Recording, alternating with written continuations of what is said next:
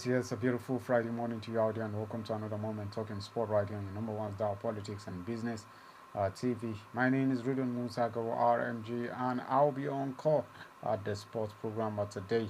We'll be looking at a whole lot on how Team Nigeria continued with its sport run in the ongoing the ongoing Olympic Games in Paris 2024. As from a poor start to also a poor finish, you look like it is only one gold medal we might be having, and that is of Asa Brinde. We'll be looking at these and more right here on your number one star. We'll be right back after this quick break, and when we come back, we'll talk more. Don't go nowhere.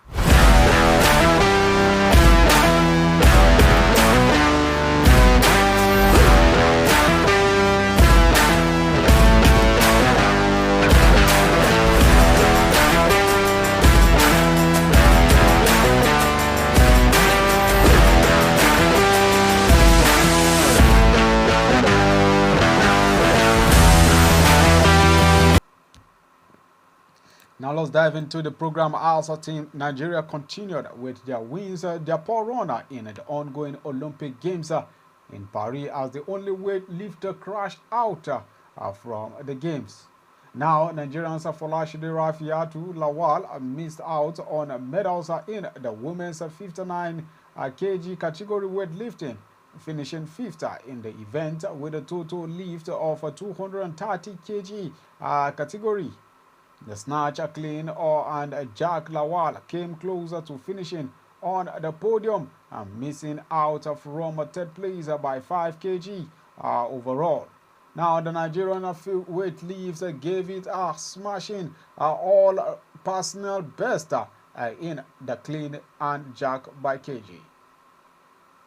And now, Sime Brume missed out on the podium placement in the women's long jump event as she finished fifth in the final with a mark of 6.70 meters at the Paris Olympic.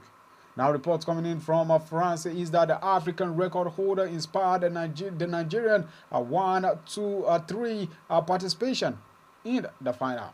And the first time Nigeria would field the 3 athletes in the final of the individual event at the Olympics. Meanwhile, Olympics debutant Ruth Soro and Preston Ogonoko secured 10 and 12th position respectively. All right, now we leave that shows. We go straight to basketball, where Nigerian basketball promoters Chair Mark has praised the senior women's basketball team, the Tigers, for their tenacity and fighting spirit despite the quarterfinal loss to USA at the Paris 2024 Olympics. Now, the African champions have put up a valiant effort against the Olympic champions, ultimately falling 88-74 at the Accra Arena. Although the American dominated 3 of the 4 quarters, the Tigers won the 4th quarter 26-12, showcasing their resilience and determination. Mark was impressed by the team's refusal to give up, saying they fought to the last whistle. He liked the way the hustling spirit was for the team, and they never give up until the end. It was truly an impressive performance and urged them to continue to keep fighting with the fighting spirit. He also highlighted the team's achievement at the Olympics, noting that they had beaten 2 top seed ranked teams, Australia and Canada, earlier in the tournament. The Tigers coach Wakama will be proud of their feat at the Olympics, as he strongly believes one day they will be world champions. Mark words of encouragement comes as a booster to the team, who have shown significant improvement on a potential on the global stage. Now, their fighting spirit and determination have earned them recognition and admiration, and also they will undoubtedly return home as world heroes. All right, now we leave gears of that. Let's go straight back to the tracks, as it was heartbroken for Paris Olympic medal hopeful in the women's freestyle wrestling Odunayo Adekoroye, as she lost to Chinese Kenzen Honga in the 57 kg quarterfinal category on Thursday evening. Now, Dekoreye, who is rated world number 3, showed the signs of hope after she dismantled Chiama Osi of Algeria in a round of 16. Dekoreye, 3 times a Commonwealth champion, won the bout by victory and by victory by injury in the quarterfinals. It was a close call as she lost 8-10, a pinfall. A point defeat for Nigeria, as she now hopes to fight for the bronze medal with Chinese makes it the final for her to compete in the repechage. All right, we leave shows. We'll go straight to the Nigerian quartet of Justin Eyekpogwa, Favor Ofili, and Rosary Chukwemeka, and also Tima. God bless her. Finished in second in the heat of the 4x100 meters race at the Paris Olympic.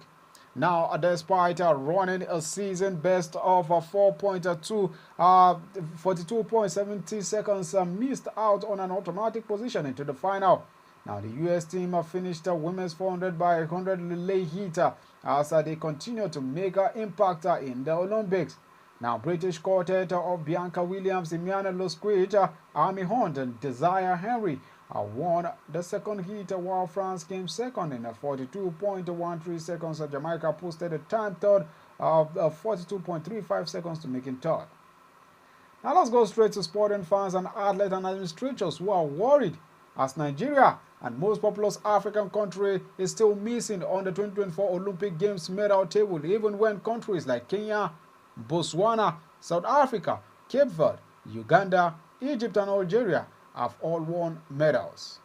Now, day 13, yesterday, of the 2024 Olympics, Team Nigeria participated in 7 events, namely the women's 200-meter canoeing, women's freestyle quarter-final in wrestling, women's men's 400 meters relay, men's 800 recharge, and also long jump final, and weightlifting without recording a success in all of it.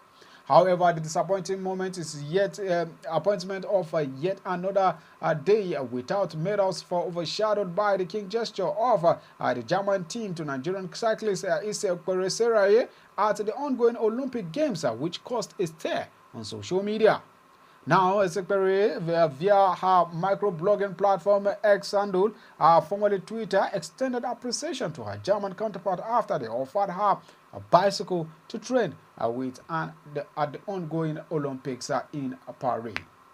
And due to the short notice of the competing at the Karen and Sprint Team Nigeria, she had no bicycle to race with on the track.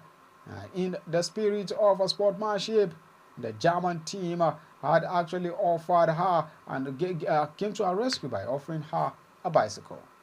And she wrote, and day 14, which is today, is another day Team Nigeria is looking forward to as another opportunity to be on the medals table once again. 4 out of all the tournaments, the events will be played today, Nigerians will be in it. Now let's go through footballing matters as Morocco secured their first ever Olympic medal in men's football with a resounding 6-0 thrashing of Egypt in the bronze medal match at Paris yesterday evening. The Atlas Lions led the talismanic Sofiane Rahimi produced a scintillating performance that left the Egyptian side utterly outclassed, and their supporters stormed into silence at the Stadio de la Bajour in Nantes. The North Africans got off to a flying start, with Abdi El-Zoli opening the scoring in the 23rd minute.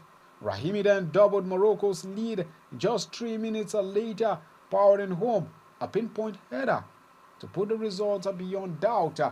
Bilal Al-Kanaousi added a third in the 51st minute, drilling a low shot past Hamza Allah before Rahimi scored his second to make it a 4-0 thrashing. Just after the hour mark, Akram Nakash got in on the action, tapping home from close range after a selfless square from Rahimi, while Captain Akraf Hakimi came the route with a stunning free kick. Congratulations to the side.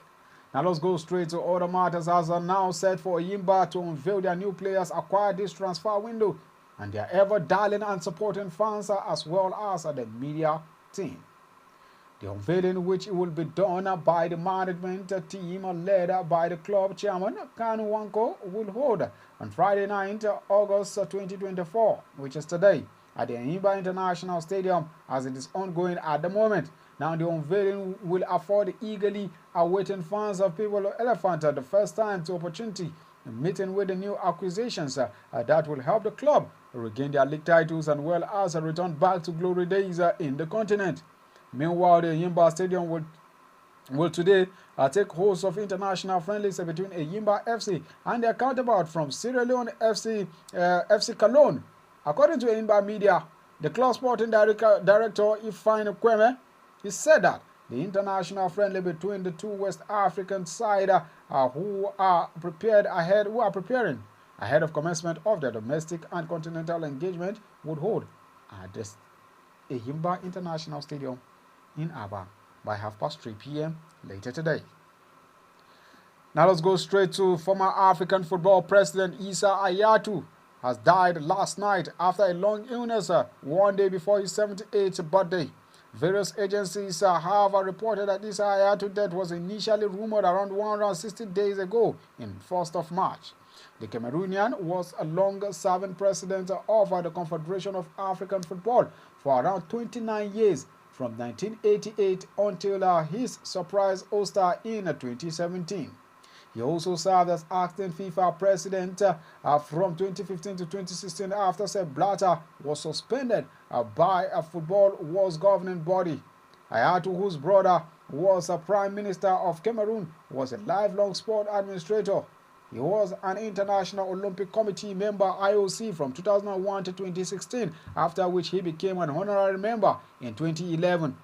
Hayatou was disciplined by the IOC over his role in an alleged bribery scandal at FIFA, and he was issued with a reprimand after Panorama claimed that he received a total sum of $20,000 from one defunct sports marketing company, ISL in '95. Hayatou denied corruption and said the money was a gift for his confederation.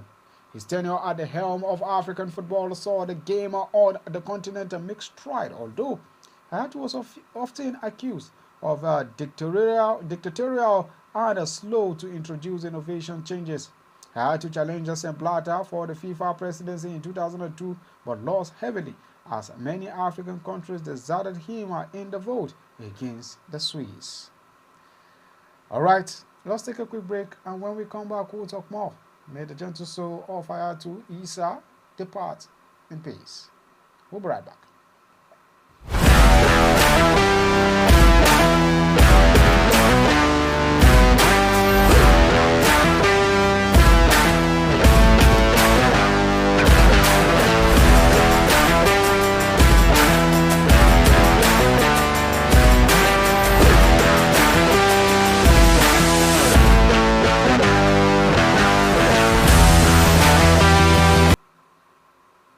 Alright, let's bet in Olympics for one last time, and then we'll span it out to football.